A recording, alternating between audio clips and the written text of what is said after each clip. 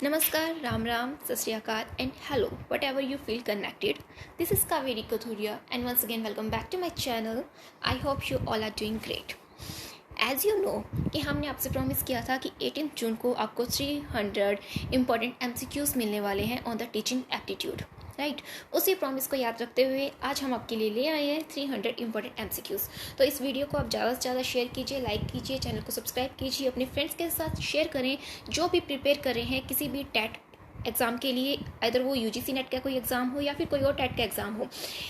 It means कि जो आपके टेट के एग्ज़ाम होते हैं उसमें टीचिंग एप्टीट्यूड रहता ही है, चाहे वो HTET का हो, PTET का हो, UP टेट हो, इवन कोई भी एग्ज़ाम रहता है, KVS का हो, UGC नेट में भी आपका पेपर 1 में टीचिंग एप्टीट्यूड रहता है। तो सभी के लिए बेनिफिशियल है। आप अपने सभी फ्रेंड्स के साथ जो भी कॉम्पिटिटिव एग्ज़ाम की तैयारी कर रहे हो उनके साथ आप शेयर कर सकते हैं इस वीडियो को। ये सभी के लिए बेनिफिशियल है, राइट।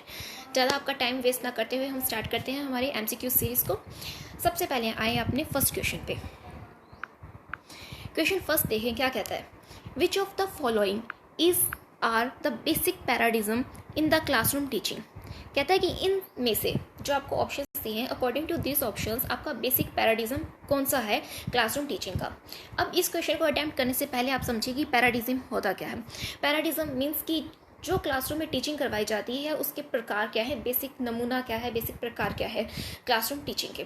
तो ऑब्वियसली हम जानते हैं कि जैसे कि क्लासरूम टीचिंग में किस तरह से पढ़ाया जाता है, लर्निंग पैराडिज्म को भी यूज़ किया जाता है और इंस्ट्रक्शनल पैराडिज्म को भी यूज़ किया जाता है। इट मीन्स कि किसी को सिखाना, लर्निंग जो सिखाया जाता है, और इंस्ट्रक्शन इट्स मीन इंस्ट्रक्शंस देकर जो सिखाया जाता है। तो दोनों ही टाइप के पैराडिज्म्स आपके यूज़ किए जाते हैं आपकी टीचिंग में।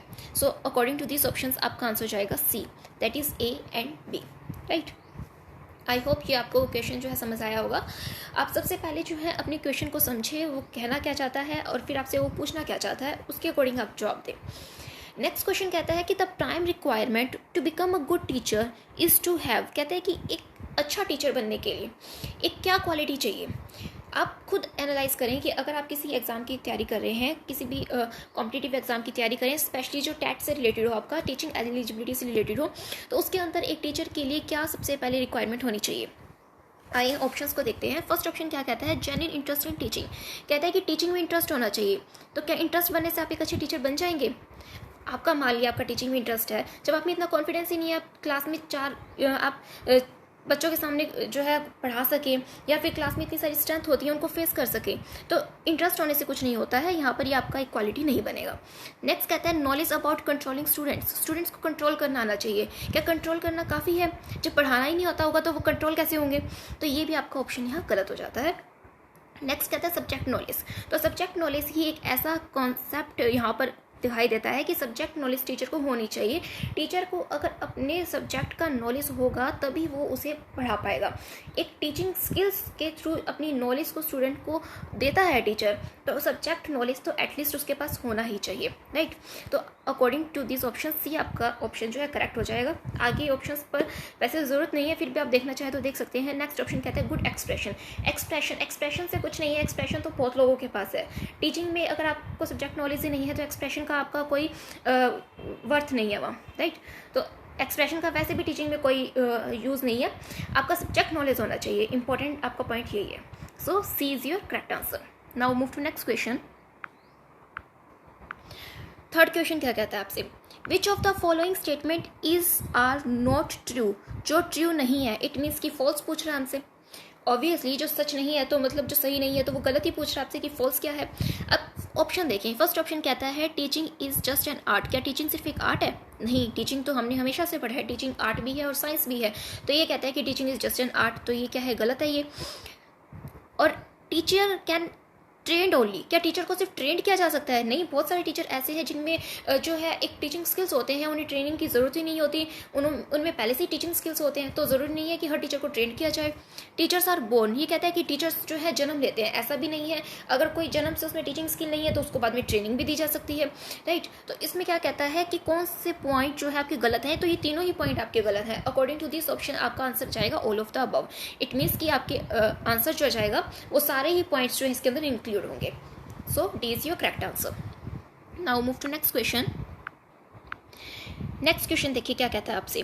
The most desirable skill of teacher is, एक टीचर का मोस्ट डिज़ायरेबल स्किल क्या होता है? इट मीन्स कि हम एक टीचर में जब हम टीचर है, कोई टीचर की टीचिंग स्किल्स होगी, उस स्किल्स में मोस्ट डिज़ायरेबल स्किल क्या होती है?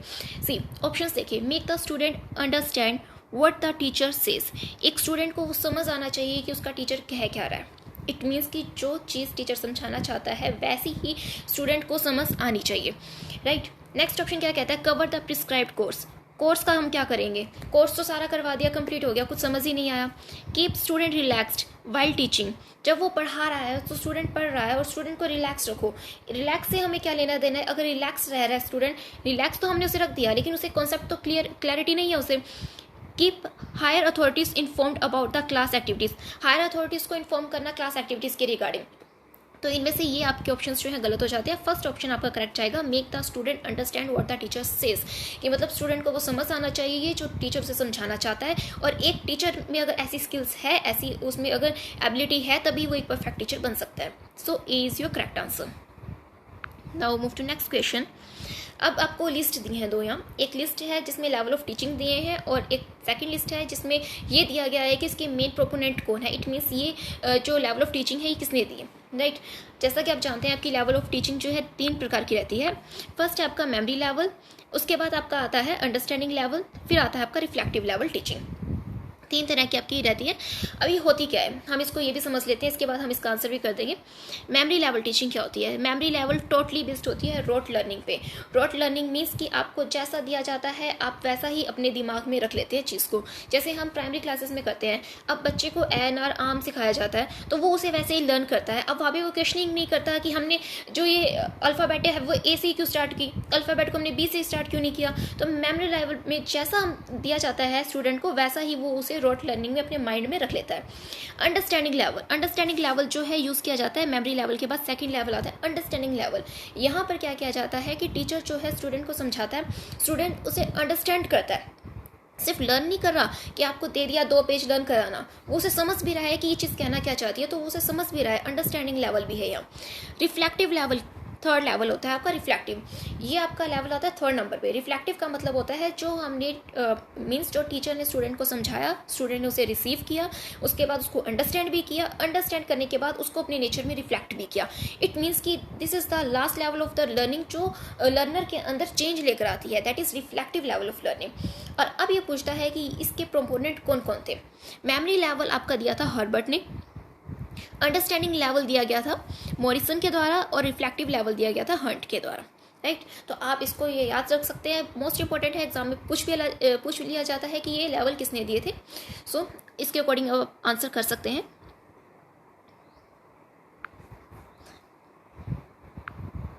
अकॉर्डिंग टू दिस ऑप्शंस आपका ऑप्शन नंबर ए जाएगा correct. Now move to next question. Which of the following is the sequence of different level of teaching? Different levels to teaching के use किए जाते हैं, उनका एग्जैक्ट सीक्वेंस क्या है? अभी अभी हमने देखा एग्जैक्ट सीक्वेंस क्या है, मेमोरी लेवल, फिर अंडरस्टैंडिंग लेवल और आएगा आपका last reflective level. So A is your correct answer. Now move to next question. Which of the following is an independent variable in the teaching learning process? कहते हैं teaching learning process की बात कर रहा है। टीचिंग लर्निंग प्रोसेस में it means कोई सिखा रहा है और कोई कुछ सीख रहा है। टीचर होता है वो सिखाता है और जो स्टूडेंट है वो उसे लर्न करता है, सीखता है। और एक प्रोसेस चलती है, एक प्रक्रिया चलती है टीचिंग लर्निंग प्रोसेस की। उसके अंदर कहता है कि इंडिपेंडेंट वेरिएबल कौन है। सी आपके यहाँ मोस्टली यूज़ किया जाता है एक डिपेंडेंट वेरिएबल, एक इंडिपेंडेंट वेरिएबल। डिपेंडेंट वो है जो किसी के ऊपर डिपेंड करता है और इंडिपेंडेंट वो है जो किसी पे डिपेंड नहीं करता है।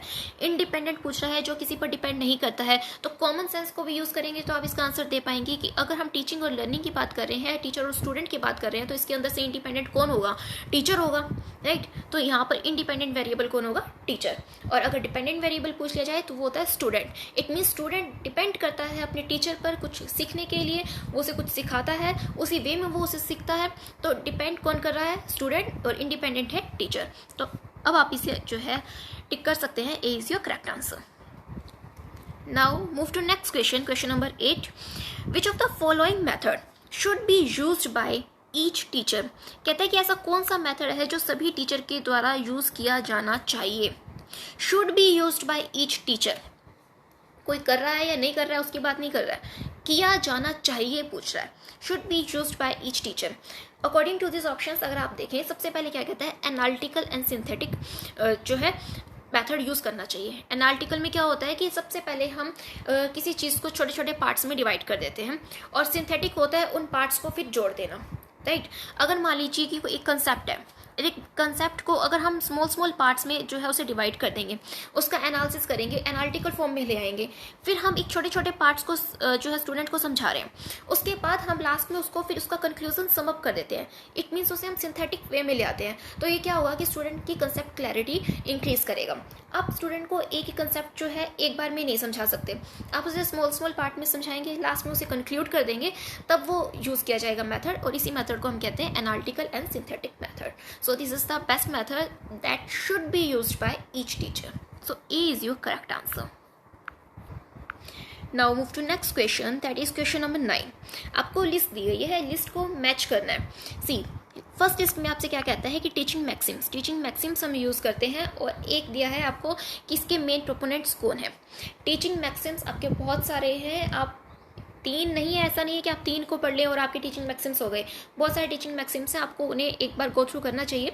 फर्स्ट एक बार हम देख लेते हैं यहाँ कौन सा पूछा गया। फ्रॉम होल टू पार्ट कहता है कि होल से चलते हुए पार्ट की तरफ जाएं। इट मीन्स कि जो एक कंप्लीट कॉन्सेप्ट है, होल कॉन्सेप्ट को पार्ट्स में डिवाइड करना। इट मीन्स जैसे हमने अभी एनालिटिकल एंड सिंथेटिक को पढ़ा कि होल को पार्ट्स में डिवाइड करके एक्सप्लेन करना, ये कॉन्सेप्ट किसके द्वारा दिया गया था? It was given by Gestalt, psychologist. Self study का कॉन्सेप्ट दिया गया था बाय डाल्टन, और ट्रेनिंग ऑफ सेंसेस का कॉन्सेप्ट दिया गया by Montessori and Froebel. So according to this option A is your correct answer. ये तो भाई आपको ये स्टैटिक कॉन्सेप्ट है, डाटा, इसको तो आपको एज इट इज जो है लर्न करना पड़ेगा कि कौन सा कॉन्सेप्ट किसने दिया था। Now move to next question. Which of the following reflect the nature of teaching? इसके अंदर से नेचर ऑफ टीचिंग को रिफ्लेक्ट कौन सा लेवल करता है? सी टीचिंग क्या है? It is science as well as art. ये दोनों है, सिर्फ एक आर्ट या एक साइंस के बेस पर हम इसे नहीं एक्सप्लेन कर सकते नेचर को। It is art as well as science. So C is your correct answer. Now move to next question. Which of the following orders are the 3 level of teachings? कहता है कि इनमें से कौन से 3 लेवल ऐसे हैं जो टीचिंग में यूज़ किए जाते हैं। हम पढ़ चुके हैं इसे। मेमोरी लेवल होता है, अंडरस्टैंडिंग लेवल भी होता है, और रिफ्लेक्टिव लेवल भी होता है, but pedagogical level of teaching नहीं होता है। So according to this options, first is your correct answer. A is your correct answer. Nowadays teaching is becoming more and more. Teaching आज के टाइम में मोर and मोर क्या होती जा रही है? Teaching is becoming more and more learner centred होती जा रही है। इट मीन्स कि हम लर्नर के इंटरेस्ट को, उसकी एबिलिटी को माइंड में रखते हुए उसे टीच करते हैं कि आगे वो सीखना क्या चाहता है। इट मीन्स कि अगर आप बच्चे को डॉक्टर बनाना चाहते हैं, वो डॉक्टर बनना ही नहीं चाहता, आप उसको कितना भी बना लो वो नहीं बन पाएगा। अगर उसका इंटरेस्ट ही अगर किसी और फील्ड में है तो वो वही बनेगा। तो बेटर है कि आप पहले से उसके इंटरेस्ट को जाने, उसके स्किल्स को जाने कि वो बनना क्या चाहता है, उसके अकॉर्डिंग ही उसे सिखाया जाए। तो लर्नर सेंटर्ड होती जा रही है आज के टाइम में। टीचिंग जो है लर्नर सेंटर्ड होती जा रही है। जो मेथड उसे समझ में आता हो उस मेथड के अकॉर्डिंग उसे पढ़ाया जाए। ये नहीं कि जो मेथड आपको पढ़ाना आता है आप उसे पढ़ाएं, राइट। तो लर्नर सेंटर्ड जो है टीचिंग होनी चाहिए। So A is your correct answer. When the learner is self-directed, it is termed as। जब learner self-directed होता है तो इसे हम क्या कहते हैं? इसे हम कहते हैं एंड्रोलॉजिकल लर्निंग। 2 टाइप की आपकी लर्निंग यूज़ की जाती है, एक होती है पेडागोजिकल और एक होती है एंड्रोलॉजिकल लर्निंग। तो फर्स्ट लर्निंग क्या होती है? पेडागोजिकल लर्निंग क्या होती है? पेडागोजिकल एक आर्ट है और एक साइंस है टीचिंग की, राइट। पेडागोजिकल एक मान लीजिए कि ट्रेडिशनल मेथड है। एंड्रोलॉजिकल जो है आपका एक मॉडर्न मेथड है जिसके अंदर हम लर्नर को जो है उसके इंटरेस्ट के अकॉर्डिंग लेकर चलते हैं। लर्नर जो है सेल्फ डायरेक्टेड होता है, राइट। और आप ये भी याद रख सकते हैं कि एंड्रोलॉजिकल लर्निंग को अडल्ट लर्निंग भी कहा जाता है। So B is your correct answer. ये भी आप लिख सकते हैं, अडल्ट लर्निंग भी से कहा जाता है। Now move to next question. Instructional objectives are written for the student and they state that what the student is expected to do. These objectives should be। कहता है कि इंस्ट्रक्शनल ऑब्जेक्टिव्स होते हैं। इंस्ट्रक्शनल ऑब्जेक्टिव्स क्या होते हैं? Return for the student, student के लिए लिखे जाते हैं instructional objectives. And they state, वो ये स्टेट करते हैं कि स्टूडेंट से क्या एक्सपेक्ट किया जाता है कि वो क्या करें। तो ऑब्जेक्टिव्स कैसे होने चाहिए? ऑब्वियसली ऑब्जेक्टिव्स ऐसे होने चाहिए जो अचीव करने लायक हो, वो स्मार्ट होने चाहिए, मेजरेबल भी होने चाहिए, ऑब्जर्वेबल भी होने चाहिए। तो all of the above is your correct answer. आपके जो ऑब्जेक्टिव्स है, ऑब्जेक्टिव्स ऐसे हों जो एक पर्टिकुलर ऑब्जेक्टिव हो, स्पेसिफिक हो। बच्चा कंफ्यूज नहीं होना चाहिए कि एटलीस्ट उसे अचीव ही क्या करना है। स्पेसिफिक होना चाहिए कि वो ये काम करके क्या सीखने वाला है, वो ये पढ़ रहा है, जो कुछ सीख रहा है लर्निंग के थ्रू से क्या सीखने को मिलेगा। मेजरेबल होना चाहिए, मेजर किया जाए कि आखिर उसकी जो लर्निंग में चेंजेस क्या आया, पहले उसने क्या था और अब क्या है, कंपैरिजन किया जा सके उसकी लर्निंग का। ऑब्जर्वेबल, उसे ऑब्जर्व किया जा सके। तो ये तीनों ही आपके ऑब्जेक्टिव्स में कंसेप्ट होने चाहिए। So all of the above is your correct answer, that is option number D. Now move to next question. In the context of dynamic teaching environment, dynamic teaching environment की बात करता है। Which of the following statement is true, कौन सा statement true है। Statement को true करने से पहले ये देखते हैं कि डायनामिक टीचिंग इन्वायरमेंट होता क्या है। इन्वायरमेंट, आसपास का माहौल, टीचिंग जहाँ पढ़ाया जा रहा है। कहता है कि जहाँ टीचिंग की जाती है उसके आसपास का जो माहौल होता है वो डायनामिक होता है। डायनामिक मीन्स चेंज होता रहता है, फिक्स्ड नहीं है, एक फिक्स्ड इन्वायरमेंट नहीं है।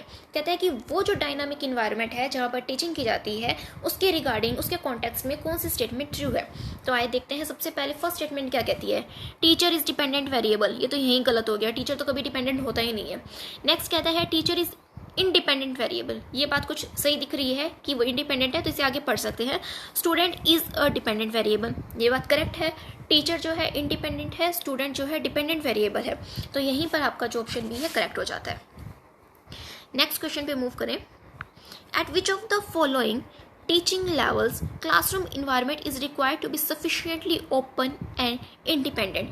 कहता है कि ऐसा कौन सा लेवल है टीचिंग का, क्लासरूम का इन्वायरमेंट, जहाँ पे क्लासरूम इन्वायरमेंट जो है बहुत ही ओपन होता है और इंडिपेंडेंट होता है।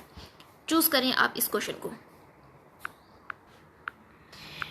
सी, तीनों ऑप्शंस आपको दिए हैं, इस ऑप्शन के अकॉर्डिंग आप वेरी इजीली आंसर कर सकते हैं इसे। ओपन एंड इंडिपेंडेंट इन्वायरमेंट कहाँ प्रोवाइड किया जाता है, सिर्फ रिफ्लेक्टिव लेवल ऑफ टीचिंग में। So C is your correct answer. Now move to next question. Next question क्या कहता है, what is meant by the term curriculum। curriculum से क्या मतलब है आपका, curriculum term का मतलब क्या है। सी, ऑप्शन देखें। the subject of study offered by educational institution। it means कि वो subjects बता दिए जो पढ़ने हैं एक educational institution में, क्या वही curriculum है। wrong, ऐसा नहीं है। next is organized whole of learning and other experiences provided by educational institution to realize set goals। कहते हैं कि वो सारे organized मतलब सिस्टमेटिक वे में है, होल ऑफ लर्निंग जो हमने सारा सीखना है, एंड अदर एक्सपीरियंस जो एक्सपीरियंस लेना है, जो प्रोवाइड किया जाएगा बाय एजुकेशनल इंस्टीट्यूट के द्वारा to release the set goals, अपने गोल्स को अचीव करने के लिए जो गोल हमने पहले से सेट कर रखे हैं। सो ये आपका ऑप्शन करेक्ट हो जाता है। क्या कहता है, organised whole of learning and other experiences provided by educational institute to release the set goals. So B is your correct answer. Now move to next question. The classification of cognitive domain was presented by. कहता है कि cognitive domain जो है ये किसके द्वारा present किया गया था। Cognitive domain was presented bye Benjamin S Bloom, right. अब ब्लूम टैक्सोनॉमी आपने जो है रीड भी की होगी, नहीं की है तो हम इसके ऊपर एक स्पेशल क्लास ले लेंगे ब्लूम टैक्सोनॉमी पे। तो उसके अंदर जो है आपके 3 टाइप के डोमेन रहते हैं, तो उसके अंदर एक डोमेन रहता है आपका कॉग्निटिव डोमेन। तो कहता है कॉग्निटिव डोमेन को किसने प्रेजेंट किया था, बेंजामिन एस ब्लूम ने। So A is your correct answer. Now move to next question. To make use of previously learned material in new situation is। कहता है कि जो आप पहले से लर्न करते हैं, इट मीन्स जो आप पहले से जानते हैं, लर्न मटेरियल है आपका in new situation. To make use of previously learn material in new situation is, तो उसे हम क्या कहेंगे। इट मीन्स कि मान लीजिए आपको पहले से कुछ आता है, आपने पहले से कुछ सीख रखा है, ठीक है। अब आपको नई सिचुएशन में आपने उसे अप्लाई कर दिया। फॉर एग्जांपल कि आपने पहले कभी हॉर्स राइडिंग सीखी होगी, अब आपने प्रेजेंट में आज उसे अप्लाई कर दिया, तो क्या किया, एप्लीकेशन हो गया उसका। एक नई सिचुएशन में आपने उसको यूज़ किया, उसे हम क्या कहेंगे, एप्लीकेशन करना। ऐसी कोई स्किल्स हैं आपने पहले सीखी हो, आपने पहले सीख ली स्किल्स, और फिर एक नई सिचुएशन थी जहाँ आपको मौका मिला तो आपने उसे अप्लाई किया, दैट इज कॉल्ड एप्लीकेशन। उसको यूज़ करना एप्लीकेशन कहलाता है। So B is your correct answer. Now move to next question. The highest level of cognitive domain is, कहता है कि कॉग्निटिव डोमेन का आपका हाईएस्ट लेवल कौन सा है इन ऑप्शंस के अकॉर्डिंग। देखिए ये क्वेश्चन जो है आप तभी इसको जो है अटेम्प्ट कर पाएंगे अगर आप पहले से जानते हो कि हाईएस्ट लेवल ऑफ डोमेन जानने से पहले ये पता हो कि इसमें लेवल होते कौन कौन से हैं, राइट। सबसे पहले इसके अंदर आता है आपका नॉलेज लेवल, किसी चीज़ की नॉलेज एक्वायर करना। इसके अंदर आपके मोस्टली जो है 6 तरह के रहते हैं, 6 लेवल्स रहते हैं। सबसे पहले आता है नॉलेज लेवल, फिर आता है आपका comprehensive level, then application level आता है, फिर आएगा आपका 4th नंबर पे एनालिसिस, 5th पे आएगा आपका सिंथेटिक, और फिर आपका आता है इवैल्यूएशन। तो अब आपसे पूछता है कि इसके अंदर से सबसे ज़्यादा हाईएस्ट लेवल पर कौन सा है, तो हाईएस्ट लेवल आपका आएगा evaluation. So D is your correct answer. इस आंसर को अटैम्प्ट करने से पहले मेक श्योर कि आप लोगों को एटलीस्ट ये पता हो कि इसके अंदर लेवल्स होते कौन कौन से हैं, knowledge, comprehensive, application, analysis, synthetic and evaluation. So according to this option D is your correct answer. Next question is at authoritarian level teaching is, authoritarian level पर टीचिंग क्या है, अथॉरिटेरियन होता क्या है। इट मीन्स कि हम जो कर रहे हैं हम सिर्फ ऑर्डर दे रहे हैं, इंस्ट्रक्शंस दे रहे हैं। ये किस लेवल पर होता है, टीचर सेंटर लेवल पे, जहाँ पर टीचर ही मेन है, जहाँ पर टीचर ही डिसाइड करेगा उसे क्या पढ़ाना है, कैसे पढ़ाना है, मेथड क्या यूज़ करना है, कौन सी स्किल यूज़ करनी है, कौन से एड्स यूज़ करने हैं पढ़ाते समय, सब डिसीजन लिया जाएगा टीचर के द्वारा। सो ऐसी टीचिंग को हम कहते हैं teacher centre. D is your correct answer. Now move to next question. Characteristics दी गई हैं आपको, कैरेक्टरिस्टिक्स आपको चूज करनी है। क्या कहता है, learning by doing, learning by doing, और education through environment, realisation of truth, beauty and goodness, world as it is here and now. Actual में ये है क्या, सी ये हम देखते हैं पहले फिलोसफीज, कुछ फिलोसफीज जो हैं दी गई हैं आपकी टीचिंग में यूज़ की जाती हैं। इसको आंसर करने से पहले हम ये देखते हैं कि ये फिलोसफीज है क्या, कहती क्या है ये। फर्स्ट है नेचुरलिज्म। नेचुरलिज्म क्या कहती है, नेचर मेन होता है कि हम नेचर से ही कुछ सीखते हैं। मेन इसने नेचर को ही कहा है कि सबसे ज़्यादा मेन है नेचर, नेचर से ही हमें सब कुछ सीखने को मिलता है, राइट। आइडियलिज्म क्या कहता है, स्पिरिचुअल को लेकर चले, स्पिरिचुअल पावर को लेकर चलता है। स्पिरिचुअल क्या है, गॉड, गॉड को इसने माना है कि भगवान से ही हम सब कुछ सीखते हैं और स्पिरिचुअल पावर से ही हमें नॉलेज मिलता है। इसने नॉलेज को मेन कहा है कि नॉलेज का सोर्स क्या है, गॉड है, राइट। नेक्स्ट कहता है प्रैग्मेटिज्म। प्रैग्मेटिज्म बेसिकली मेन है प्रैक्टिस पर, कहते हैं कि हम प्रैक्टिस करके किसी काम को बार बार करके किसी काम को करके ही सीखते हैं, प्रैक्टिस के ऊपर बेस है, ये फिलोसफी कहती है प्रैग्मेटिज्म। नेक्स्ट है आपका रियलिज्म। रियलिज्म किस चीज़ पर बेस्ड है, रियलिज्म क्या कहता है आपको, रियलिज्म कहता है कि किसी चीज़ को, वर्ल्ड को ऐसे ही एक्सेप्ट करना जैसा वो है, हम उसे उसी वे में एक्सेप्ट कर रहे हैं और वहीं से हम नॉलेज ले रहे हैं, राइट। रियलिज्म की बात करता है। अब इन्हें हम मैच कर सकते हैं। अब देखिए फर्स्ट ऑप्शन क्या कहता है, लर्निंग बाय डूइंग, किसी काम को करके सीखना, किसने कही, प्रैग्मेटिज्म्स में, प्रैक्टिस के थ्रू जो है बात कर रहा है। नेक्स्ट कहता है एजुकेशन थ्रू इन्वायरमेंट, इन्वायरमेंट से एजुकेशन ले रहे हैं, नेचर से ले रहे हैं, naturalisms. Realisation of the truth, beauty and goodness, इसको जोड़ा जा रहा है स्पिरिचुअल से, तो ये स्पिरिचुअल को कौन यूज़ करता है, आइडियलिज्म्स। रियलिज्म्स क्या कहता है, world as it is here and now, world को वैसे ही एक्सेप्ट कर रहे हैं जैसा वो यहाँ है, प्रेजेंट इन्वायरमेंट को लेकर चल रहा है। So according to this options, आप अपने ऑप्शंस को मैच करेंगे तो आपका ऑप्शन जाएगा B. So B is your correct answer. Now move to next question. The intellectual skills are reflected by, intellectual skills किसके द्वारा रिफ्लेक्ट किए जाते हैं। ब्लूम टैक्सोनॉमी में आपके 3 तरह के डोमेन यूज़ किए जाते हैं। एक होता है आपका कोग्निटिव, साइकोमोटर एंड अफेक्टिव, तीनों ही यूज़ किए जाते हैं। इंटेलेक्चुअल स्किल्स से रिलेटेड कौन सा है, इट मीन्स बुद्धि की बात कौन करता है, इंटेलेक्चुअलिटी, इंटेलेक्चुअल स्किल्स किसके अंदर रिफ्लेक्ट किए जाते हैं, वो आपके रिफ्लेक्ट किए जाते हैं कोग्निटिव डोमेन में। So A is your correct answer. Affective and psychomotor को भी हम आगे डिस्कस करने वाले हैं, डोंट वरी। फिलहाल आप ये याद रखें कि कोग्निटिव डोमेन किससे रिलेटेड होता है, हमारे माइंड से रिलेटेड होता है, इंटेलेक्चुअल से रिलेटेड होता है। So A is your correct answer. Now move to next question, that is attitudes, values and interest are reflected by. Attitude, value और इंटरेस्ट किससे रिलेटेड है, ये रिलेटेड होता है आपका अफेक्टिव डोमेन से। अफेक्टिव डोमेन किस चीज़ की बात करता है कि एक लर्नर को क्या क्या अफेक्ट करता है, एटीट्यूड अफेक्ट करता है, वैल्यूज़ अफेक्ट करती हैं, उसका इंटरेस्ट अफेक्ट करता है, और ये तीनों चीज़ें कौन से डोमेन के थ्रू रिफ्लेक्ट की जाती हैं, affective domain. So B is your correct answer. यहाँ पर आपका बी जो है करेक्ट आंसर हो जाता है। अब मूव करते हैं नेक्स्ट क्वेश्चन की तरफ. Which domain is concern with the physical and motor skills. Physical and motor skills से रिलेटेड आपको कौन सा स्किल है? Psychomotor domain. साइकोमोटर डोमेन बात करता है फिजिकल एंड मोटर स्किल्स की. सो C is your correct answer. तीनों डोमेन आपको याद रखने हैं. जब बुद्धि की बात करें, आपके माइंड की बात करता है, आपकी इंटेलेक्चुअलिटी की बात करता है कोग्निटिव डोमेन. जब आपके एटीट्यूड्स, वैल्यूज एंड इंटरेस्ट की बात करता है तो वो रिफ्लेक्ट किए जाते हैं बाय द अफेक्टिव डोमेन कि अफेक्ट क्या क्या चीज़ें करती हैं. साइकोमोटर डोमेन बात करता है आपकी फिजिकल और मोटर स्किल्स की. सो C is your correct answer. यहाँ पर मोटर आपका साइकोमोटर डोमेन जो है करेक्ट आंसर हो जाएगा. अब मूव करते हैं नेक्स्ट क्वेश्चन की तरफ. Which of the following can be cited as example of cognitive domain. Cognitive domain का एग्जाम्पल क्या है यहाँ पर?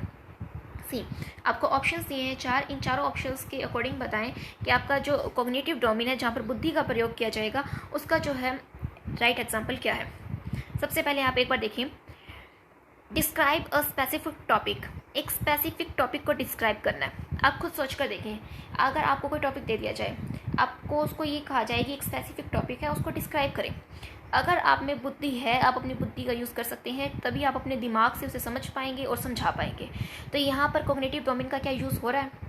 सही बात है, हो रहा है. यहाँ पर देखें, अगर आपको एक टॉपिक दे दिया जाता है और आपको ये कहे कि इसके ऊपर स्पीच देना है या फिर इसको डिस्क्राइब करना है 10 लोगों के सामने या फिर 2 लोगों के सामने भी, किसी के भी सामने डिस्क्राइब करना है, तो क्या आप उसे डिस्क्राइब कर पाएंगे? आप तभी कर पाएंगे जब आपके अंदर वो स्किल्स होंगे, आप अपनी बुद्धि का प्रयोग कर पाएंगे, इंटेलेक्चुअल आपके अंदर स्किल होगा.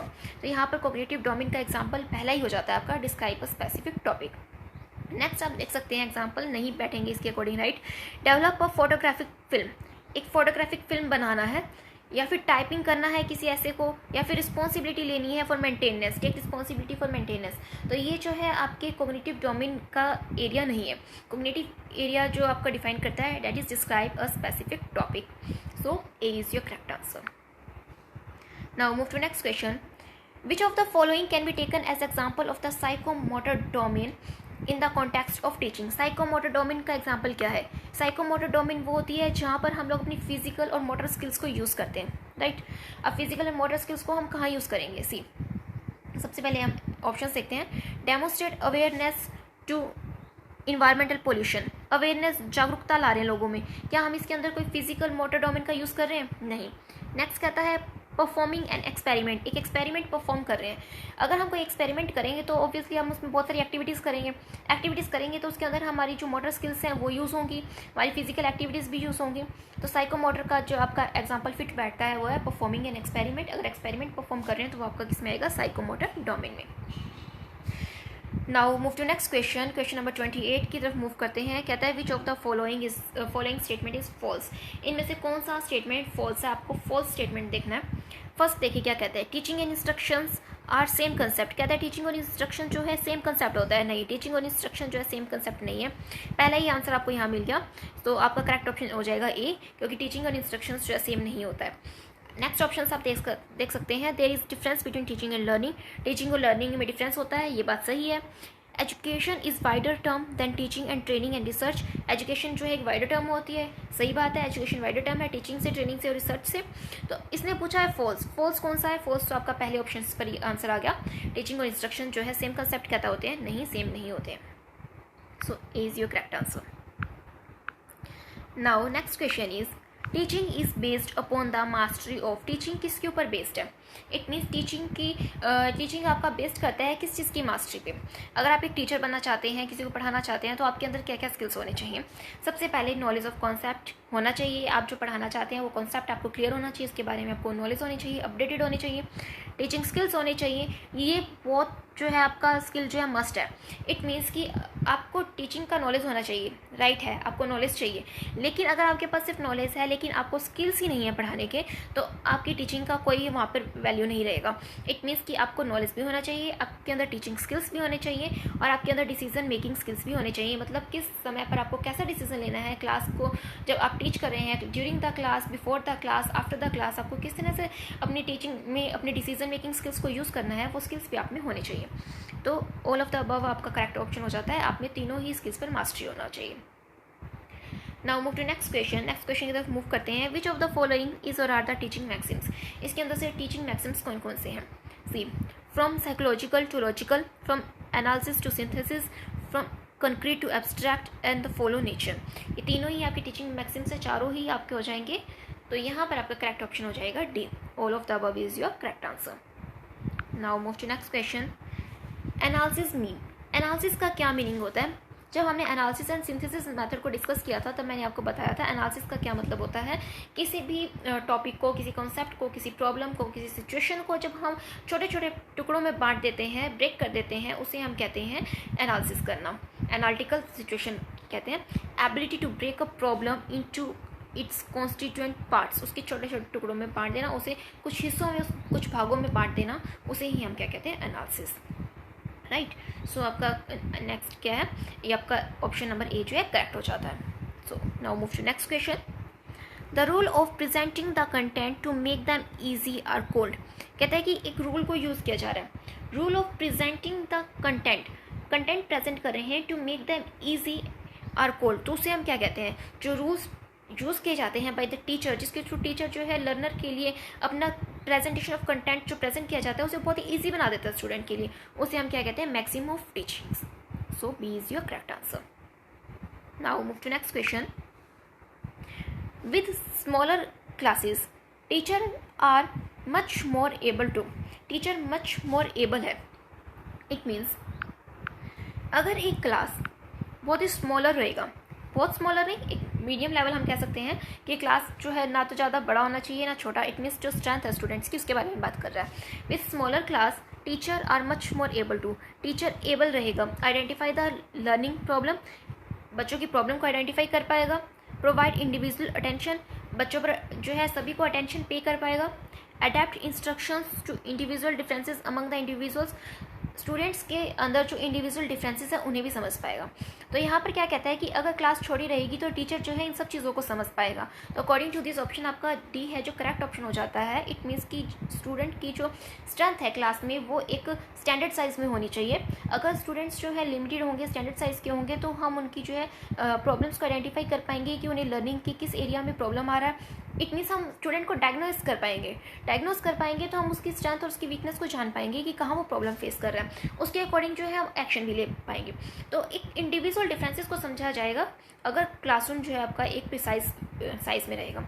सो D is your correct answer. Now move to next question.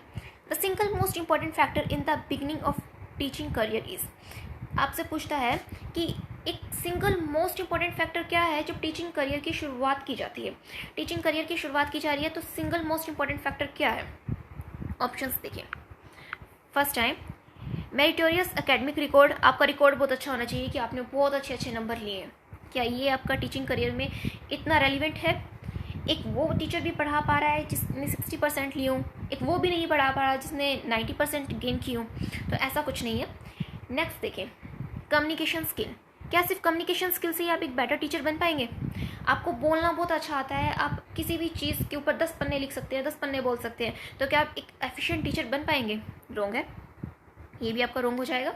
Next कहता है कि once personality and ability to relate to class and student, एक ऐसा पर्सनैलिटी, एक ऐसा एबिलिटी जिसके थ्रू हम क्लास से और क्लास के स्टूडेंट से रिलेट कर पाएँ, वही क्या होगा एक आपके टीचिंग करियर में मोस्ट इंपॉर्टेंट है।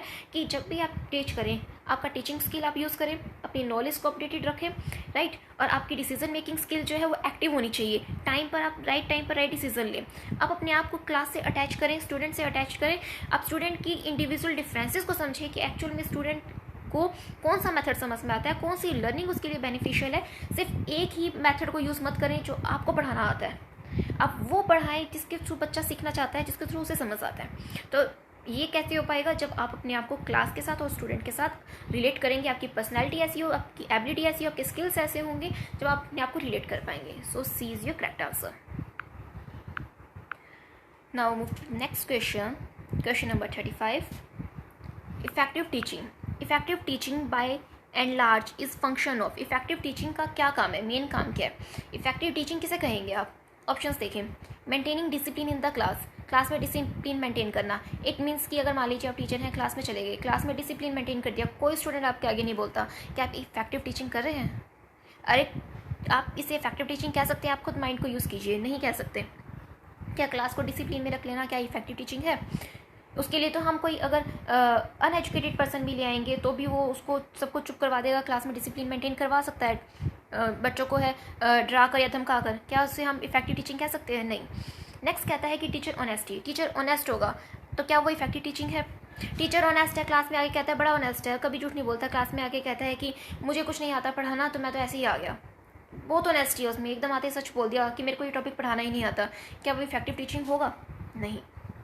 नेक्स्ट ऑप्शन देखिए, teacher making student learn and understand, teacher क्या कर रहा है, स्टूडेंट को कुछ सिखा रहा है। लर्न का मतलब यहाँ याद करना नहीं होता, लर्न का मतलब होता है किसी को कुछ सिखाना, स्टूडेंट को हम कुछ सिखा रहे हैं और बच्चा जो है, स्टूडेंट जो है उसे अंडरस्टैंड कर रहा है। सो teacher making student learn and understand, उसे ही हम कहेंगे इफेक्टिव टीचिंग। सो सी आपका जो है करेक्ट ऑप्शन हो जाता है। Now move to next question, question number 36। List दी है आपको फिलोसफर्स की और कैरेक्टरिस्टिक्स की और आपको इसको जो है मैच करना है। अगेन ये क्वेश्चन जो है आपका थोड़ा स्टैटिक पोर्शन है, आपको ये जो है देखना पड़ेगा कि किसने कौन सी बात कही थी, तो कौन सी फिलोसफी किसके द्वारा दी गई थी। सबसे पहले देखिए क्या कहता है कि टैगोर जी ने क्या कहा, रविंद्रनाथ टैगोर ने, उन्होंने क्या कहा, वो किस चीज़ को जो है फॉलो करते थे। क्या कहता है, इन्होंने क्या कहा, child is more important then all kind of books. इन्होंने कहा है कि चाइल्ड जो है, बच्चा है, वो इम्पोर्टेंट है more than all kind of books, सभी तरह की बुक से पहले बच्चे को कंसिडर करना चाहिए। ये नहीं कह सकते कि ये बुक जो है फलाने बच्चे के लिए ठीक है, हम ऐसे नहीं कर सकते कि बुक्स उठाई और क्लास में चिल्ड्रंस को दे दी। हम बच्चे को समझते हैं, उसकी स्किल्स को समझते हैं, उसके अकॉर्डिंग जो है फिर बुक होती है।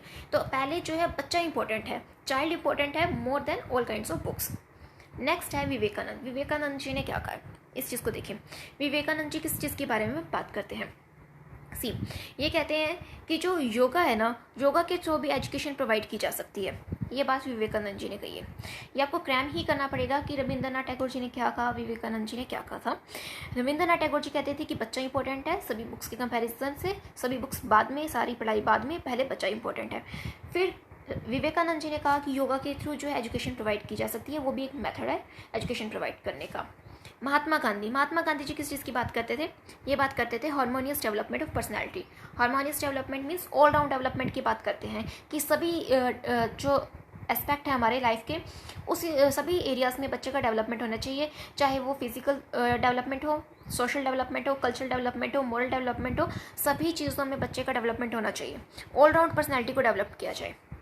बुद्धिज़्म्स ये क्या कहते थे, डॉक्ट्राइन ऑफ कर्मा, ये कर्म की बात करते थे, तो ये कर्मा के बारे में इन्होंने जो है सिखाया। So according to this options, आपका ऑप्शन देखिए, ऑप्शन क्या जाता है, आपका ऑप्शन जो है करेक्ट हो जाएगा सी। सो C is your correct answer. ये आपको जो है लर्न ही करना पड़ेगा। टैगोर जी बात करते थे कि आपको जो है बच्चा इंपॉर्टेंट है, विवेकानंद जी ने कहा कि योगा इंपॉर्टेंट है, योगा एक मेथड है एजुकेशन का, महात्मा गांधी जी ने हार्मोनियस डेवलपमेंट की बात की, बुद्धिज़्म्स ने डॉक्ट्राइन ऑफ कर्मा की बात की। आई होप ये तो आपको यही लर्न हो गया होगा, 3 बार तो मैंने ही आपको एक्सप्लेन कर दिया है। Now move to next question, who said this, education is man making. किसने कही ये बात कि एजुकेशन जो है मैन मेकिंग है। It is that by which character is formed, strength of mind is increased, intellect is expanded and by which man can stand alone on his own feet. ये बात किसने कही कि education is man making, education जो है इंसान को बनाती है, क्या बनाती है, हमारी जो स्ट्रेंथ है, माइंड की स्ट्रेंथ को बढ़ाती है, हमारा करैक्टर फॉर्म करती है। एजुकेशन के ही थ्रू हमारी जो है इंटेलेक्ट एक्सपेंड करती है, एजुकेशन के ही थ्रू जो है हम अपने पैरों पर खड़े होने के काबिल बन पाते हैं। ये बात किसने कही थी, ये बात स्वामी विवेकानंद जी ने कही है, राइट। तो करेक्ट ऑप्शन आपका हो जाएगा A. Now move to next question, prior to teaching the teacher does. पढ़ाने से पहले, टीचिंग से पहले एक टीचर क्या करता है। अब एक टीचर है, अगर हम इस क्वेश्चन को अटैम्प्ट करने से पहले अगर हम अपने माइंड को यूज़ करें कि आप लोग जो है, जो भी इस लेक्चर को देख रहा है, ऑब्वियसली वो किसी ना किसी एग्ज़ाम की प्रिपरेशन कर रहा होगा, राइट। आप किसी ना किसी टैट के एग्ज़ाम की प्रिपरेशन कर रहे हैं, आप होने वाले टीचर हैं, कुछ तो इसमें से टीचर होंगे भी सही। आप टीचर होना इम्पोर्टेंट है, ये मैटर नहीं करता कि आप प्राइवेट टीचर हैं, प्राइवेट स्कूल में हैं, या फिर आप गवर्नमेंट एम्प्लॉय टीचर हैं, नो मैटर, लेकिन आप एक टीचर हैं। तो टीचर क्या आप ऐसे ही चले जाते हैं क्लास में पढ़ाने के लिए। सबसे पहले हम क्या करते हैं कि हम लोग ये डिसाइड करते हैं कि हम जो पढ़ा रहे हैं, हमें क्या पढ़ाना है, वो जो हम पढ़ा रहे हैं उसके पीछे का ऑब्जेक्टिव क्या है, पढ़ाना है तो कैसे पढ़ाना है, बच्चों का इंटरेस्ट कैसे रेज करना है, हम इन सब बातों को ध्यान रखा जाता है एक टीचर के द्वारा। अब ये ऑप्शन क्या कहते हैं, प्रायर टू टीचिंग टीचर क्या करता है, identification of objective, objective identify करेगा कि जो मैं पढ़ाने जा रहा हूँ उसका ऑब्जेक्टिव क्या है, बच्चा इससे क्या सीखने वाला है। Preparation of teaching lesson plan, एक लेसन प्लान प्रिपेयर किया जाता है। इट मीन्स कि क्या पढ़ाया जाएगा, कैसे पढ़ाया जाएगा, किस वे में पढ़ाया जाएगा, कौन से मेथड को यूज़ किया जाएगा, कौन सी स्किल्स को यूज़ किया जाएगा, कौन से टीचिंग एड्स को यूज़ किया जाएगा। हम ये सब चीज़ें आइडेंटिफाई करते हैं। बच्चे की जो पीके टेस्टिंग होती है वो भी की जाती है। फिर पुरानी चीज़ को नई चीज़ के साथ रिलेट किया जाता है, कैसे रिलेट करना है, बच्चे को एक्चुअल में सही पॉइंट पर लेकर कैसे आना है, ये सारी चीज़ें प्रिपेयर की जाती हैं। एक पूरा लेसन प्लान प्रिपेयर करता है teacher. Know the interest of student, student के इंटरेस्ट के अकॉर्डिंग सारे काम करता है। तो ये सारी चीज़ें जो है टीचर के द्वारा डिसाइड की जाती हैं टीचिंग करने से पहले। So D is your correct answer. ये तीनों ही आपके ऑप्शन इंक्लूड किए जाएंगे। Now move to next question. Effective teaching includes, effective teaching क्या इंक्लूड करती है। Teacher is active, teacher active है। इफेक्टिव टीचिंग की अगर हम बात करते हैं, कहता है teacher is active but student may और मे नॉट बी एक्टिव। अब टीचर तो एक्टिव है, टीचर तो बोली जा रहा है, पढ़ाई जा रहा है, लेकिन स्टूडेंट अगर एक्टिव हो या ना हो उसकी मर्जी, तो क्या ये सही है? नहीं। अगर टीचर एक्टिव है तो स्टूडेंट को भी एक्टिव होना होता है। टीचर मे बी एक्टिव और inactive but students are active, ये क्या बात हुई? ये तो गलत है। टीचर एक्टिव हो या ना हो, टीचर चाहे एक्टिव हो चाहे इनएक्टिव हो, लेकिन स्टूडेंट को एक्टिव होना चाहिए। ये तो रॉन्ग हो गया आपका। अब जो है टीचर एक्टिव ही नहीं है, स्टूडेंट तो बहुत एक्टिव बैठा है कि अब ये कुछ अच्छा बोलेगा, अब ये कुछ पढ़ाएगा, वो कुछ पढ़ा ही नहीं रहा, वो कुछ बोल ही नहीं रहा। टीचर तो कहता है कि मैं अपनी मर्जी से एक्टिव है, इनएक्टिव होऊंगा, तो क्या ये सही है? इफेक्टिव टीचिंग है? ये भी आपका रॉन्ग है। नेक्स्ट कहता है teacher is active and student are active, teacher भी एक्टिव हो स्टूडेंट भी एक्टिव हो, दोनों के दिमाग की खिड़कियाँ खुली होंगी जब भी इफेक्टिव टीचिंग हो पाएगी। So C is your correct answer. Now move to next question. The most expected immediate outcome of teaching is, कहता है कि मोस्ट एक्सपेक्टेड आउटकम क्या है, जो इमीडिएट आउटकम रहता है टीचिंग का, वो क्या होता है। C, change in the behaviour of student in desirable direction, student के अंदर डिज़ायरेबल चेंज आए, बिहेवियर में चेंज आए उसी डिज़ायरेबल डायरेक्शन में जैसा टीचर चाहता है। Change in the behaviour of student, ठीक है। Development of total personality of student, student की जो है हम टोटल पर्सनैलिटी को डेवलप करना चाहते हैं। नेक्स्ट कहता है building characteristic of student, student के करैक्टर को बिल्ड करना। नेक्स्ट कहता है getting selected for suitable job, suitable job के लिए सिलेक्ट हो जाना। अब इसके अंदर से देखिए टीचिंग में रहता क्या है। सबसे पहले आप देखें कि जब भी टीचिंग होती है, टीचर टीच करता है एक स्टूडेंट को, तो वो चाहता क्या है, वो उसे लर्निंग प्रोवाइड करता है। स्टूडेंट लर्न करता है। लर्निंग का मेन पर्पस क्या होता है? लर्निंग का मेन पर्पस होता है बिहेवियर में चेंज लाना। इतना समझा आप? लर्निंग का मेन पर्पस होता है बिहेवियर में चेंज लाना, और चेंज ऐसा होना चाहिए जो परमानेंट नेचर का हो। ऐसा नहीं है कि आज सीख लिया कल भूल गए, वो लर्निंग नहीं है। लर्निंग वो है जो आपकी परमानेंट रहती है। फॉर एग्जांपल कि आपने गाड़ी चलाना सीख लिया, कार ड्राइविंग सीख ली, आज आपको आती है, आपने 15-20 दिन, 2 महीने, 2 साल बहुत अच्छी चलाई, फिर 6 साल तक आपने गाड़ी चलाई ही नहीं, फिर आप भूल गए, तो क्या वो लर्निंग है? नहीं, वो लर्निंग नहीं है। लर्निंग वो है जो आपकी परमानेंट, आपकी नेचर में, आपके बिहेवियर में आ जाती है, एडॉप्ट करते हैं जिसे आप परमानेंटली, उस चेंज को हम कहते हैं लर्निंग। तो मोस्ट एक्सपेक्टेड रिजल्ट जो है वो क्या होता है? Change in the behaviour of student in desirable direction. तो ये आपका जो है करेक्ट आंसर हो जाता है। Now move to next question. The basic requirement of teaching efficiency is, basic requirement क्या है टीचिंग की? जब हम टीचिंग करते हैं, टीचिंग एफिशिएंसी की बात करते हैं, इफेक्टिव टीचिंग होनी चाहिए, उसके अंदर बेसिक रिक्वायरमेंट क्या है? मास्टरी ऑन टीचिंग स्किल्स पर मास्टरी होनी चाहिए। Mastery over use of different technique of teaching की डिफरेंट टेक्निक्स के ऊपर हमारी मास्टरी होनी चाहिए। नेक्स्ट कहता है mastery over appropriate use of media and technology in teaching में जो मीडिया यूज़ किया जाता है, जो टेक्नोलॉजी यूज़ की जाती है, उसको यूज़ करना आना चाहिए। तो ये तीनों ही आपके करेक्ट आंसर हो जाते हैं। इट मीन्स कि जब हम टीच करते हैं तो पहली बात तो हमें सब्जेक्ट का नॉलेज, तो वो तो आपका रहेगा। उसके बाद जो ऑप्शंस दिए हैं उसके अकॉर्डिंग क्या कहता है, टीचिंग स्किल होना चाहिए, पढ़ाना आना चाहिए, दूसरों को अपनी बात समझानी आनी चाहिए, जिस वे में समझाना चाहते हैं उस वे में उसको वो समझ पाए, वो तरीका होना चाहिए। मास्टरी होनी चाहिए, टेक्निक यूज़ होनी चाहिए, टेक्निक को यूज़ करना आता हो। इट मीन्स कि आप चले तो गए किसी प्राइवेट स्कूल में पढ़ाने, यूज़ आपको प्रोजेक्टर करना नहीं आता, आपको प्रोजेक्टर पर टीच कैसे करते हैं, तो ये भी चीज़ जो है आपको आनी चाहिए। मोस्ट इंपॉर्टेंट कंसेप्ट है कि आपको जो न्यू टेक्नोलॉजी यूज़ की जाती है, जो टीचिंग एड्स यूज़ किए जाते हैं, आपको वो यूज़ करने आने चाहिए। नहीं आते हैं तो आपको उसे ज़रूर सीखना चाहिए, क्योंकि जो चीज़ नहीं आती है इसका मतलब ये नहीं है कि वो कभी नहीं आएगी, आपको सीखना भी चाहिए, वो आपका अपना कंसेप्ट है। बट क्वेश्चन क्या कहता है कि आपको ये चीज़ें आपकी इन चीज़ों पे मास्टरी होनी चाहिए। सो डी जो है आपका करेक्ट ऑप्शन हो जाता है। Now move to next question. Which of the following statement is not corrected? इसमें से कौन सी स्टेटमेंट करेक्ट नहीं है? इट मीन्स आपको ये चूज़ करना है कि इसमें कौन सी स्टेटमेंट गलत है। ऐसे क्वेश्चंस में अगर आप कंफ्यूज हो जाते हैं तो ऊपर लिख लीजिए कि आपको यही पूछना है, देखना है कि इसमें से गलत क्या है, अब आप उसे चूज़ करें। अब क्या कहता है ये? A good communicator can not be a good teacher. क्या कहता है कि एक गुड कम्युनिकेटर जो है वो गुड टीचर नहीं हो सकता है। क्या ये बात सही है? आप खुद सोचें, क्या ये बात सही है? एक good communicator can not be good teacher. एक जो अच्छा बोल सकता है, जिसके अंदर कम्युनिकेशन स्किल्स हैं, वो एक अच्छा टीचर नहीं बन पाएगा। क्यों नहीं बन पाएगा? ट्रेनिंग देंगे तो ज़रूर बनेगा, टीचिंग स्किल्स सिखाएंगे तो ज़रूर बनेगा, लेकिन इसने तो कह ही दिया कि वो बन ही नहीं सकता है, can not be a good teacher. तो क्या ये बात सही है? ये बात गलत है और आपसे गलत ही पूछ रहा है, तो ए आपका जो है करेक्ट आंसर हो जाता है। आप अगर कंफ्यूज हो तो आप आगे के ऑप्शंस भी आप पढ़ सकते हैं।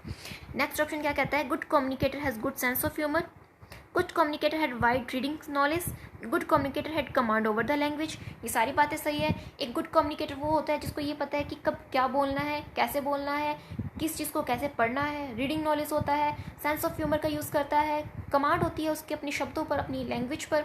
तो ये गुड कम्युनिकेटर की सारी एबिलिटीज़ होती हैं ये। लेकिन ये कहता है कि गुड कम्युनिकेटर जो है एक गुड टीचर होता ही नहीं है, हो ही नहीं सकता है, कैन नॉट। तो ये जो है गलत बात है और आपसे गलत ही पूछ रहा है, ये आपका करेक्ट ऑप्शन हो जाएगा। Now move to next question. Teacher is successful only if he, कहता है कि एक टीचर जो है सक्सेसफुल होगा कब होगा?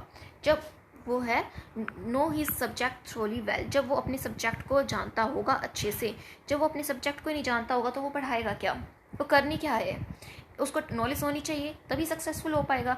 अगर आप मान लीजिए एक टीचर बनना चाहते हैं, एक स्कूल में चले गए इंटरव्यू देने, हमसे भाई कॉमर्स का कुछ भी पूछ लो, वो बोलता है कॉमर्स में क्या आता है? आपको एक पर्टिकुलर सब्जेक्ट ही नहीं आता कि मैं कौन सा सब्जेक्ट उसके आगे रखूँ कि मेरी इस चीज़ में मास्टरी है, मैं इस पर्टिकुलर सब्जेक्ट को पढ़ा सकता हूँ या पढ़ा सकती हूँ। तो क्या है कि आपके अपने सब्जेक्ट के ऊपर जो है मास्टरी होनी चाहिए, आपको ये पता होना चाहिए कि मेरे को क्या पढ़ाना आता है। आप एक टॉपिक या एक सब्जेक्ट तो ऐसा होना चाहिए जिसके ऊपर आपकी मास्टरी हो, राइट। कोई भी टीचर सभी सब्जेक्ट्स में परफेक्ट नहीं हो सकता है, बिल्कुल भी नहीं हो सकता है। तो आपको क्या करना है कि एक टीचर सक्सेसफुल तभी होगा जब वो अपने सब्जेक्ट को अच्छी तरह जानता होगा, अपने सब्जेक्ट के बारे में अपडेटेड रहता होगा, राइट। तो ये जो है आपका करेक्ट आंसर हो जाता है। Now move to next question, question number 44। If a teacher wants to enhance his income, अगर टीचर अपनी इनकम को एनहांस करना चाहता है, ही शुड, तो उसे क्या करना चाहिए? टीचर अपनी इनकम एनहांस करना चाहता है तो उसे क्या करना चाहिए? ऑप्शंस देखें। Teach in the coaching institutes during, he should, during extra time. कहता है कि ज़्यादा पैसा कमाने के लिए टीचर को क्या करना चाहिए? कोचिंग इंस्टीट्यूट्स में जाकर पढ़ा देना चाहिए, राइट। क्या ये आपके अकॉर्डिंग सही है ऑप्शन? पहले आप चारों ऑप्शंस पढ़ें, फिर उसके अकॉर्डिंग आंसर दें। नेक्स्ट कहता है कि take more remunerative work in the school और कॉलेजेस। स्कूल और कॉलेजेस में जो है ज़्यादा रेम्यूनरेटिव वर्क करे, मतलब ऐसा काम करता रहे जिससे ज़्यादा से ज़्यादा रेम्यूनरेशन उसको मिलता रहे, पैसा मिले। Join contractual assignments other than teaching. Assignments, contractual assignments कर ले, इट मीन्स कॉन्ट्रैक्ट करे लोगों के साथ, और अदर दैन टीचिंग, टीचिंग ना करें। फोर्थ कहता है राइट बुक्स लिखें। तो इसके अकॉर्डिंग आपका क्या माइंड चाहता है कि आपको क्या यूज़ करना चाहिए? एक टीचर जो है अपनी इनकम को एनहांस करना चाहता है, तो उसके अकॉर्डिंग आपका जो ऑप्शन है ऐसा ऑप्शन चूज़ करें जो सबसे पहले आपको ये आपके माइंड में लाता हो कि आप एक टीचर हैं, आप निस्वार्थ आप पढ़ा रहे हैं, आप ऑब्वियसली आप पढ़ा रहे हैं, आप पढ़ाएं, नो प्रॉब्लम। आप उसके लिए आप अपना जो भी आपको मिलता है स्कूल में, आपको जो भी सैलरी मिलता है, व्हाटएवर आपको मिलता है, आप उसे एक्सेप्ट करते हैं। लेकिन आप उसे एनहांस करना चाहते हैं, अपनी इनकम को एनहांस करना चाहते हैं। तो आप जब इनकम को एनहांस करने की बात कर रहे हैं, एक टीचर होने के नाते आपका फ़र्ज़ बनता है कि आप एक ऐसा वे चूज़ करें, एक ऐसा रास्ता चूज़ करें जो स्टूडेंट के वेलफेयर की बात करता हो। पहला पॉइंट टीचर के लिए होता है स्टूडेंट का वेलफेयर। स्टूडेंट का वेलफेयर कब होगा? इन चारों ऑप्शंस के अकॉर्डिंग आप जाएंगे तो स्टूडेंट का वेलफेयर कब होगा? जब आप कुछ रिसर्च करेंगे, कुछ नया खोजेंगे, कुछ नई किताब लिखेंगे जो बच्चों के लिए बेनिफिशियल हो, स्टूडेंट को कुछ समझ आए। तो डी आपका करेक्ट ऑप्शन हो जाएगा राइट बुक्स लिखना। बुक्स लिखें, अच्छी अच्छी किताबें लिखें, उसके थ्रू आपकी इनकम बढ़ती है तो बहुत अच्छी बात है। सो डी आपका जो है करेक्ट ऑप्शन हो जाता है। बाकी ये सब जो है ये नेगेटिव वर्ड्स हैं, इंस्टीट्यूट में जाकर पढ़ा देना या ट्यूशन देना, मतलब ऑप्शंस के अकॉर्डिंग आप इसके थ्रू नहीं जा सकते। बाकी कोई ये ऑप्शंस के थ्रू आपका डी जो है करेक्ट आंसर जाएगा but I am not disappointing anyone, right.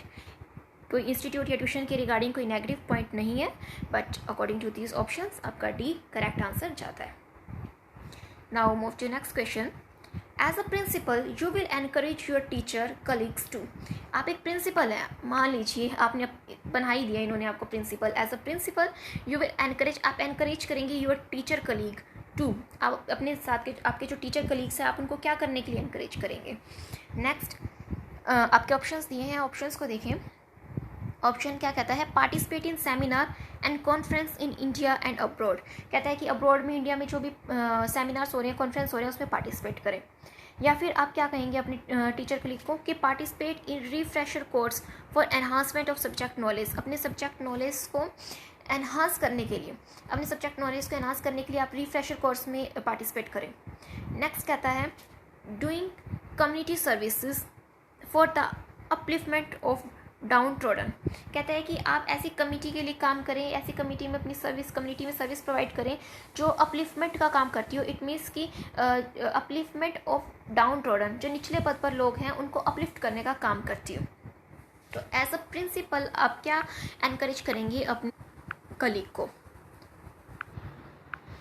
So according to this options D is your correct answer. तो ये तीनों ही आपके इंक्लूड किए जाएंगे। सो डी जो है आपका करेक्ट आंसर हो जाता है all of the above. Now move to next question, question number 46। Which of the following activities can help a teacher inculcate social and moral values among the student. कहता है कि कौन सी एक्टिविटीज जो है help करती है एक टीचर को कि वो अपने स्टूडेंट के अंदर सोशल और मॉरल वैल्यूज़ को जो है डेवलप कर सके, उनके अंदर सोशल और मॉरल वैल्यूज़ डाल सके। ऑप्शन देखें। ऑप्शन क्या कहता है, डिलीवरिंग लेक्चर ऑन वैल्यू। एक लेक्चर दे दिया, 2 घंटे बोलते गए, वैल्यूज सिखाते गए कि ऐसा करो वैसा करो। क्या इससे बच्चा करना सीख जाएगा? क्या वो कल से जो है आपकी बात मानना स्टार्ट कर देगा? रॉन्ग, ये आपका ऑप्शन गलत है। Next, showing TV programme. TV programme दिखा दिया, टीवी में कह दिया पिक्चर देख लो, ये सीरियल देख लो, आपको जो है मॉरल सोशल वैल्यूज़ आ जाएगी। क्या ये करेक्ट ऑप्शन है? रॉन्ग। टीचर क्या कर रहा है, उसको पिक्चर दिखा के मॉरल वैल्यूज़ नहीं सिखा सकता, सोशल वैल्यूज़ नहीं सिखा सकता। नेक्स्ट कहता है इन्वॉल्विंग स्टूडेंट्स एक्टिविटी इन को करिकुलर एक्टिविटीज़। स्टूडेंट को इन्वॉल्व करना है एक्टिवली, इट मीन्स खुले दिमाग से एक्टिव होकर स्टूडेंट को इन्वॉल्व कर रहे हैं को करिकुलर एक्टिविटीज़ में। तो उससे क्या होगा कि स्टूडेंट के अंदर जो है सोशल और मॉरल वैल्यूज़ को डेवलप किया जा सकता है, राइट। इट मीन्स कि सी जो है आपका करेक्ट ऑप्शन हो जाता है। मॉरल और सोशल वैल्यूज़ को स्टूडेंट में डेवलप करने से पहले एक टीचर में वो वैल्यूज़ होनी चाहिए। अगर वो अपने नेचर में, अपने करैक्टर में जो है स्टूडेंट को वो वैल्यूज़ शो करेगा कि उसके वो कौन सी मॉरल वैल्यूज़ को यूज़ करता है, किस तरह से वो अपनी सोशल वैल्यूज़ को यूज़ करता है, तभी वो स्टूडेंट्स में इंक्लूड कर पाएगा। और उसको इंक्लूड करने के लिए स्टूडेंट को करिकुलर एक्टिविटीज़ में इन्वॉल्व किया जाता है। So C is your correct answer. Now move to next question. A teacher will become an effective communicator if। एक टीचर जो है इफेक्टिव कम्युनिकेटर कब हो पाएगा, कब बन पाएगा एक teacher effective communicator? If options देखें। If he use instructional facility, जब उसे इंस्ट्रक्शंस देनी आ गई। यही सही है? नहीं, ऑर्डर इंस्ट्रक्शंस तो कोई भी दे सकता है। He helps students gate meaning out of what he teach. कहता है कि वो हेल्प करता है स्टूडेंट को गेट मीनिंग, समझने को, out of what he teach, जो वो समझा रहा है, जो वो टीच कर रहा है। ये एक करेक्ट ऑप्शन है आपका। नेक्स्ट क्वेश्चन भी आप देख सकते हैं, वैसे तो आपको करेक्ट ऑप्शन मिल गया है। He ask question in between teaching. पढ़ाते पढ़ाते बीच में क्वेश्चन पूछ रहा है, ये माइंड डाइवर्ट करता है। He help student get correct answers to the question on the topic. Student को अगर वो हेल्प कर रहा है करेक्ट आंसर जानने में, तो क्या वो गुड कम्युनिकेटर है? नहीं। टीचर एक गुड कम्युनिकेटर तभी है जब वो वही बात उसको कम्युनिकेट कर रहा है जो वो समझाना चाहता है, जिस वे में समझाना चाहता है, उसी फॉर्म में स्टूडेंट उसे समझ रहा है। सो बी आपका करेक्ट ऑप्शन हो जाएगा। Next is teaching in higher education implies. Teaching जो है हायर एजुकेशन में क्या इम्प्लाई करती है? सी ऑप्शन देखें।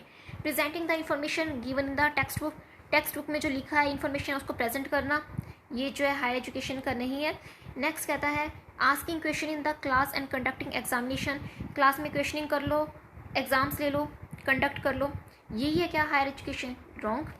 Helping students prepare for and pass for the examination. बच्चों को इतना प्रिपेयर कर दो, बस इतना पढ़ा लिखा दो, एक पेपर उनका क्लियर हो जाए, पास हो जाए। एक टीचर का क्लासरूम में यही रोल नहीं है हायर एजुकेशन के रिगार्डिंग। हायर एजुकेशन क्या इम्प्लाई करती है?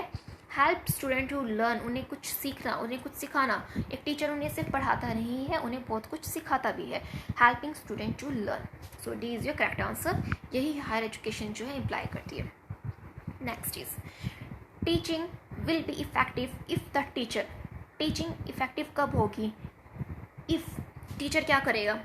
Is the master of the subject, वो अपनी सब्जेक्ट का मास्टर है। Has much experience in the teaching the subject, बहुत एक्सपीरियंस हो उसको अपने सब्जेक्ट को पढ़ाने का। Start from what students already know, start करता है उस पॉइंट से जहाँ से स्टूडेंट जानते हैं। यूज़ मैनी इंस्ट्रक्शनल फैसिलिटीज़, बहुत सारी इंस्ट्रक्शनल फैसिलिटीज़ को यूज़ करता है।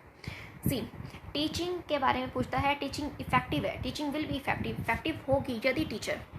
देखिए, अगर आप एक टीचर हैं तो हम आपसे पहले ये डिमांड करते हैं कि आपकी सब्जेक्ट पर नॉलेज होनी चाहिए, कोई डाउट नहीं है, होनी चाहिए। लेकिन अगर मान लीजिए आपको सब्जेक्ट में तो बहुत नॉलेज है, क्लास में जाते ही आपने बस स्टार्ट कर दिया पढ़ाना, तो क्या उससे वो इफेक्टिव टीचिंग हो पाएगी? आप पहले स्टूडेंट को पूछें, उससे समझें कि क्या वो इस टॉपिक के बारे में जानता है तो क्या जानता है, कितना समझता है, उसकी प्रीवियस नॉलेज को देखें। स्टार्ट करें वहाँ से जहाँ से बच्चा जानता है, वहाँ से नहीं जहाँ से आपको आता है। तो बेस्ट ऑप्शन जाता है कि start from what student know already, जो बच्चा ऑलरेडी जानता है उसकी जो प्रीवियस नॉलेज होती है, जिसको हम टेस्ट करते हैं, पीके टेस्टिंग कहते हैं, उसको टेस्ट किया जाता है और वहाँ से कंसेप्ट स्टार्ट किया जाता है। इसलिए ऑप्शंस के अकॉर्डिंग आप जाएंगे, पहला आपका जो करेक्ट ऑप्शन जाएगा सी जाएगा, start from what student know already. Now move to next question. College teacher, a college teacher will really help the student when she, कहता है कि एक कॉलेज टीचर जो है रियली हेल्प करेगा स्टूडेंट को। कब हेल्प करेगा? सबसे पहले ऑप्शन देखिए, व्हेन शी मीन्स की बात कर रहा है स्टूडेंट की, हेल्प कर रहा है स्टूडेंट को और स्टूडेंट को रिप्रेजेंट कर रहा है यहाँ पर। When she dictates note in the class, जब स्टूडेंट आए और उसने क्लास में आपको नोट्स दे दिए, तो क्या वो हेल्प कर रहा है? एक टीचर मतलब आए और स्टूडेंट्स को आते ही हेल्प नोट्स दे जाए, क्या ये करेक्ट है? रॉन्ग, ऐसा नहीं होता है। सिर्फ नोट्स देने से क्या होता है? आपकी स्किल्स को यूज़ करें, कुछ सिखाएं स्टूडेंट को। नेक्स्ट ऑप्शन क्या कहता है? Is objective in her evaluation, objective होना चाहिए इवेल्यूएट करते समय। नेक्स्ट ऑप्शन देखें, encourage student to ask question, student को एनकरेज कर दो कि वो क्वेश्चन पर क्वेश्चन पूछता जाए। आस्क क्वेश्चंस, वे सवाल पूछने के लिए से एनकरेज करना, बच्चों को ये कहें कि आप कुछ पूछा करो, आप मुझसे कुछ पूछा करो, आपको समझ नहीं आता आप पूछा करो, बस इस चीज़ को एनकरेज कर रहे हैं। क्या ये करेक्ट ऑप्शन है? ये भी रॉन्ग है। नेक्स्ट कहता है कि cover the syllabus completely in the class, class में सिलेबस कवर कर देना, क्या ये करेक्ट है एक कॉलेज टीचर के लिए? रॉन्ग, ये भी रॉन्ग है। ऑप्शन क्या जाता है आपका? Is objective in her evaluation, objective का मतलब यहाँ क्या है कि पार्शियलिटी नहीं होनी चाहिए, विदाउट बायसनेस। एक कॉलेज टीचर रियली हेल्प करेगा अपने स्टूडेंट को जब वो क्या है अपने स्टूडेंट के रिगार्डिंग उसको इवैल्यूएट करता है, उसकी परफॉर्मेंस को, और उस इवैल्यूएशन में वो ऑब्जेक्टिव रहता है। इट मीन्स कि वो पार्शियलिटी नहीं करता है, विदाउट बायसनेस, राइट। तो सी आपका करेक्ट ऑप्शन, सॉरी बी जो है आपका करेक्ट ऑप्शन हो जाएगा। That is college teacher will help really help student when she is objective in her evaluation. So B is your correct answer. ये थे आपके 50 MCQs। अभी जो है हम 50 MCQs डिस्कस कर रहे हैं पार्ट 1 में, और पार्ट 2 आपको मिलेगा नेक्स्ट लेक्चर में। फिलहाल जो है अभी आप प्रिपेयर करें 50 क्वेश्चंस। डोंट वरी, आपको पूरे के पूरे 300 क्वेश्चंस दिए जाएंगे, जैसा आपको प्रॉमिस किया गया है। आपको 300 क्वेश्चंस मिलने वाले हैं, बट आपके माइंड पर बर्डन ना हो इसलिए हम जो है अभी आपको थोड़ा थोड़ा करके दे रहे हैं। हमने अपनी मेथड भी यूज़ किया था ना कि टीचिंग मेथड कौन सा यूज़ किया जाना चाहिए, analytical and synthetic method. Analysis में लेकर चल रहे हैं, पार्ट में लेकर चल रहे हैं, बाद में जो है सिंथेसिस हो जाएगा आपका। तो फिलहाल जो है आप अपनी 50 क्वेश्चंस को प्रिपेयर करें, और कोई भी अगर आपकी क्वेरी हो तो आप मुझे कमेंट बॉक्स में बता सकते हैं। कुछ पूछना चाहते हो या फिर किसी और टॉपिक के रिगार्डिंग अगर आप चाहते हो कि मैं आपके लिए और क्वेश्चंस लेकर हूँ तो आप मुझे कमेंट बॉक्स में बता सकते हैं। तो फिलहाल आप पार्ट 1 के साथ अपनी 50 क्वेश्चंस को प्रिपेयर करें। So meet you in the next part. Thanks for listening. Thank you very much.